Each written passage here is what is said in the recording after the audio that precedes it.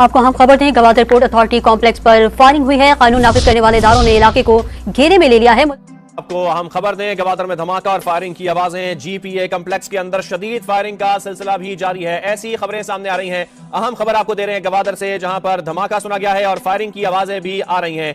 आज तुमने पाकिस्तान में पठानों की इज्जत पे भी हाथ मारा है। आज तुमने पाकिस्तान में पठानों की इज्जतों को भी लूटा है। आज तुमने पाकिस्तान में पठानों के लीडरों को भी जेलों में डाला है, बेइज्जत किया है, उनके माओ बच्चों को रुलाया है। वो अमेरिका के टट्टू आसिम मुनीर, तुझे पूरी दुनिया में ना कहीं भी जगह नहीं मिलेगी सर छुपाने के लिए। हम खाते हैं, सोते हैं, वो मेहनत ज्यादा करते हैं। वो गरीब लोग हैं, वो गरीब भारतीय गरीब है, हमारे पाकिस्तान में अवाम से गरीब लोग हैं। गरीब है अच्छा। वो अल्लाह की कसम मैं खा के कह सकता हूँ, वो उनके पास ऐसे उनके सूबे हैं कि जहाँ पे ना वो उनके पास पैंट है तो शर्ट नहीं है, शर्ट है तो पैंट नहीं है। तेरा बाप यहाँ छोड़कर गया था कि तेरी माँ? सीपैक को खतरा है, इससे पहले भी खतरा था, लेकिन अब ऐसा लग रहा है कि उस खतरे को खुद चीनी भांप चुके हैं और बरबला इजहार कर रहे हैं। आई थिंक जब से सीपैक शुरू हुआ है, मैं ये and I have been attached with this project since 2013, मैं इसको खतरे पे ही देख रहा हूँ।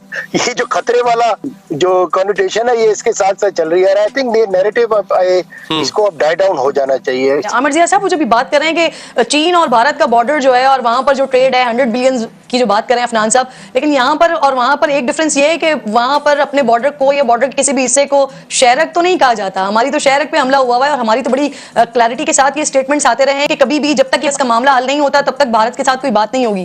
खबरों के मुताबिक जिसमें जो कह लें कि बीएलए ने उसकी जिम्मेदारी कबूल की है। सबसे पहले तो ये मुझे बताएं, बलूचिस्तान के जो हालात हैं वो दिन ब दिन खराबी की तरफ क्यों जा रहे हैं? कभी बीएलए कोई अटैक करता है, कभी बलूचिस्तान के लोग प्रोटेस्ट करते नजर आते हैं, और खासतौर पर सीपैक को लेकर क्यों नाराज हैं वहाँ के लोग? जी, वैसे बड़ी अफसोस की खबर है। मैं इसकी मजम्मत करता हूँ जिन लोगों ने ये किया है स्टेट के अंदर इस तरह की एक्टिविटी की हम शदीद अल्फाज में मजम्मत करते हैं। राह की इन्वॉल्वमेंट को कह देते हैं कि राह की है, और मेरा ख्याल है कि राह की इन्वॉल्वमेंट नहीं होती, या खुद ही प्रोपेगेंडा करते हैं। और अपनी इस बात को मतलब छुपाने के लिए, इस खामी को छुपाने के लिए हम इल्जाम लगा दें किसी पे, जी राह की साजिश है, इसराइल की साजिश है, अमेरिका की साजिश है। भाई ने बात की कि इस पे आपने भी बात की कि इंडिया इस पे कुछ नहीं कर रहा, हमारे अपने मामला बहुत खराब है, बाकी कंट्रियां नहीं ये इन्वॉल्व नहीं है। इन्वॉल्व मैं समझता हूँ ये है जो स्टेट के मामला होते हैं। शायद मेरा इल्म कम होगा कि मैं इसको समझ रहा हूँ। कलभूषण यादव हमको इंडिया से दिल्ली से पकड़ के नहीं लाए थे, वो बकायदा आके उसने कराची में मामला खराब किए हैं। सानिया सपूरा में 40-45 बंदे मारे हैं, उसमें सारे अपने एडमिट किए हैं लोगों को। हम ये क्लेम करते हैं कि हमने बलूचिस्तान से पकड़ा, लेकिन वो लोग ये कहते हैं कि ईरान से पकड़ा गया। और फिर बड़ी बात, लेट्स सपोज बलूचिस्तान से पकड़ा, एक मिनट मान लिया, इंटरनेशनल कोर्ट ऑफ जस्टिस में हम उसका केस जो है वो जीते और सजा दें। आपको बिल्कुल वाकई वो कोर्ट ऑफ जस्टिस में जाने की जरूरत, आप अपनी कंट्री के हिसाब से उसको सजाए मौत, उसको फांसी दे सकते हैं। लेकिन मैं समझता हूँ इसमें पाकिस्तान ने अपना अगर ऐसा है तो फिर क्यों नहीं दे पा रहे? हाँ, तो यही बात है कि नहीं, पाकिस्तान ने एक स्टंट खेला कि इंडिया को जिस तरह हमें बदनाम करता है वो पूरी दुनिया में, हम भी इनको करेंगे। ये देखें हमने स्पाई पकड़ा, वो तो हमने कलभूषण यादव क्या बात कर रहे हैं, हमने जो उनका अभिनंदन पकड़ा था वो हमने वो कहाँ से पकड़ा था हमने? ठीक है, वो तो सबके सामने है ना, अभिनंदन वाला जो केस है वो सबके सामने। लेकिन अगर ये दो एग्जांपल आपने दिए हैं, अगर दूसरी साइड पे देखें, अगर हमने तस्वीर का दूसरा रुख भी देखना है, वो कहते हैं अजमल कसाब कौन है, वो कहते हैं और बहुत से ऐसे नाम लेते हैं कि कहते हैं हाफिज सईद का, अगर कहते हैं कि भाई वो हमारे उधर कश्मीर में आते हैं और जाके ये आता है। और इस तरीके से इवन वो कहते हैं दाऊद इब्राहिम जो पाकिस्तान में छुपा बैठा है, वो तो फिर बड़े नाम ऐसे लेते हैं, फिर हम उन्हें भी मानना चाहिए ना? मानना चाहिए क्या?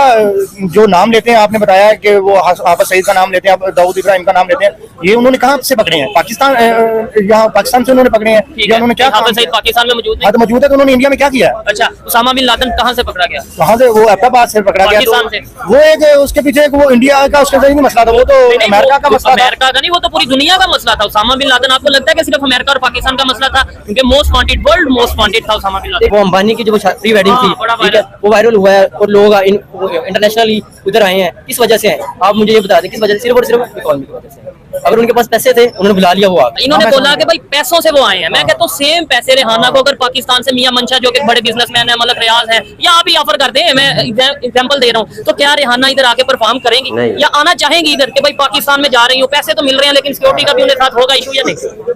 दोनों आपके मन पे जो आपको ठीक लगेगा आप चूज करिए। जवाब नंबर 1, देखिए ये जब से भारत है बना हुआ, वो पाकिस्तान को बर्बाद करने के सपने देख रहा है, और ये इनकी मुदाखलत जी 1947 से हो रही है आपके देश में। इन्होंने कभी पचाया ही नहीं। राह की साजिश है जी, राह की साजिश है, और इवन ये तो पके हुए की भी साजिश है, क्योंकि रॉ माने कच्चा भी होता है। तो ये रॉ की साजिश है, ये पके हुए की साजिश है। ये जो हिंदू बनिए हैं, इनसे आपका वतन कभी पचा ही नहीं। ये जो अखंड भारत के सपने देखने वाले ये लोग हैं, वो उनसे पाकिस्तान नहीं देखा जाता। तो वो हमेशा जो है यहूद हनूद जब तक रहेगा वो तो एक इस्लामी मुल्क के अगेंस्ट में साजिशें करेगा ही। हमारी तो कोई गलती ही नहीं है। और मैं तो यहाँ पे 70 साल का रिसर्च करके बैठा हुआ हूँ कि 3 साल में भारत खत्म।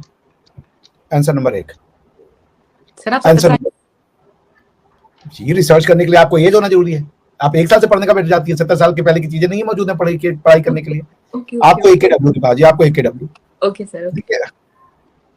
दूसरा आंसर ये है, जब आप कोई चीज बनाते हो और वो बनाने की जो थ्योरी है, जिस आधार पे आप उसका निर्माण करना चाहते हो, वो अगर गलत है तो उसके रिजल्ट आपको सही नहीं आते। रिवाज जी, आपके इंटरनल भी हर किसी सोसाइटी में जहां इंसान होंगे ना, वहां विवाद होगा, वहां डिस्प्यूट होगा, वो नॉर्मल सी चीजें हैं। मगर उन विवाद को निपटाने के तरीके होते हैं और कुछ बेसिक प्रिंसिपल्स होते हैं जिसपे कि सारे इंसान सहमत होते हैं। उनकी उस पे जो है एक आम राय होती है कि हाँ यही है इस पर्टिकुलर फिनोमिना का एक्सप्लेनेशन। सो पाकिस्तान क्या कर रहा है मुझे नहीं समझ में आ रहा। अभी पाकिस्तान की दोस्तों, मुझे उम्मीद है कि ये वीडियो आपको पसंद आया होगा। वीडियो पसंद है तो प्लीज़ हमारे YouTube चैनल को जरूर सब्सक्राइब कीजिए। इसी प्रकार का भविष्य में वीडियो देखने के लिए चैनल को सब्सक्राइब कीजिए। हमारे इस YouTube चैनल पे आपको इससे भी ज़्यादा इंटरेस्टिंग वीडियो भविष्य में देखने को मिलता रहेगा। तो प्लीज़ हमारे YouTube चैनल सोच टाइम्स को सब्सक्राइब कीजिए, वीडियो को लाइक कीजिए, इस वीडियो को अपने दोस्तों के साथ जरूर शेयर कीजिए। नमस्कार, फिर मिलेंगे अगले